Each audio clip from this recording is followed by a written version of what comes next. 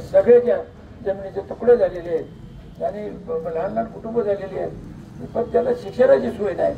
आज मोठी मुलं शिक्षणापासून वंचित आहे. 40 वर्ष झालं त्यांचं लग्न होईना. काय केलं यांनी? काय केलं मला सांगा ना.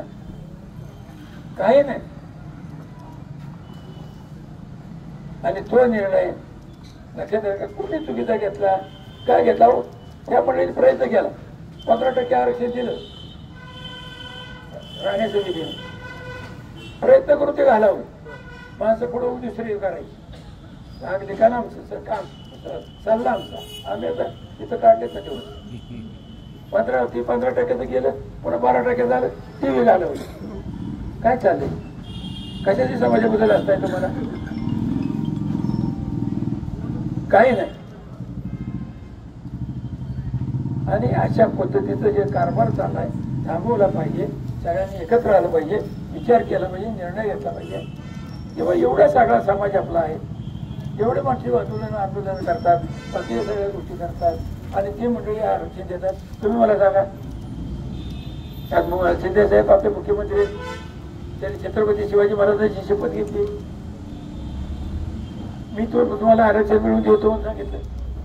54 लाख मराठा समाजाच्या शेतकऱ्याला भूमीचं प्रमाणपत्र मिळवून दिलं.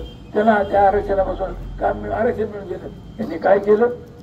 गपचूप आपलं कुटुंब पतपुरपीठ घालून टाकलं. मराठीकडे ते मराठीकडे काय असेल त्याचं बघा तुमचं तुम्ही काय असं कुठं चालतं का? तुम्ही काय जायला नाही बाकीच्या मराठ्यांना? तुम्ही विकून पत्र घ्या. घेतले नाही का नसतील माणसाने? नाही. तुमच्याबद्दल आजचा प्रेम अजिबात नाही. कोणी आपल्या बरोबर चर्चेला बसून मी सगळंच बोलायला तयार आहे. कशासाठी चाललंय?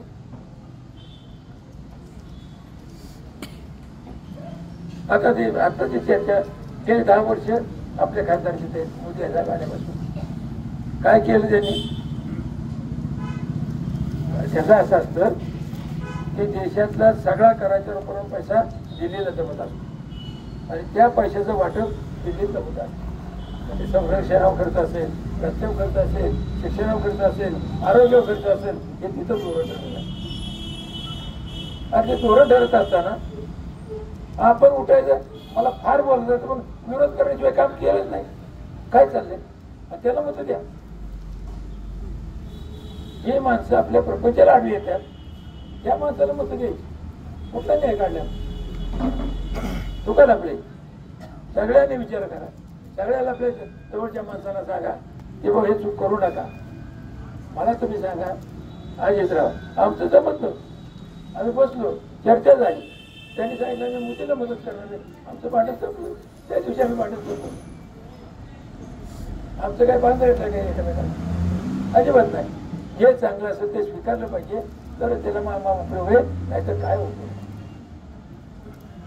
आणि तुम्ही उठायचं सुटायचं विरोध काहीतरी नवीन काढायचं. लक्षात आलं? संविधान काढ, आमचं काढ, तुमचं काढ, सारखी माणसं जुळवून ठेवायची आणि माणसात माणूस राहू द्यायचा नाही. इतक्या पार्ट्या झाल्या आमच्या आणि इतकं गट झाला की काय बोलायचं का? असं सगळं का दरवेळेला नवी पार्टी त्यामुळे जेटा आम्ही घेतलेच काय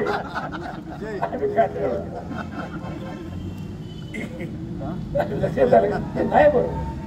देश कुठे चाललाय, आपण कुठे जायला पाहिजे, काय करायला पाहिजे, आपण सगळं समजून घेतलं. आणि आपल्या भागातली गावं सगळे सुशिक्षित आहेत, छोटे, शिक्षणाच्या सुविधा आहेत, बाकीच्या सगळ्या गोष्टी आहेत. आपण पेपर वाचतो, वर्तमानपत्र वाचतो, सगळ्या गोष्टी बघतो, ऐकतो. आपण सगळ्यांनी लक्षात घ्या. त्या आता दिवस संपवा. आपण हे वळीत पडू नका. एवढं त्या तुम्हाला सांगतो. खूप गोष्टी आहेत. आरक्षणाचं तुम्हाला सांगितलं, कोणी काय लावलं आरक्षण? आता काय केलं माहितीये का? आपले मराठा समाजाची चांगल्या मुलं तयार केल्या त्या आरक्षणाच्या विरुद्ध आवाज उठवायला. मला त्यांना विनंती करायची की तुम्ही तर मराठाच्या जन्माला आलाय, मराठीच्या विरुद्ध वापरू नका, मराठीच्या हिताचं तुम्ही बघा. एवढंच त्यांना आपल्याला सांगायचं.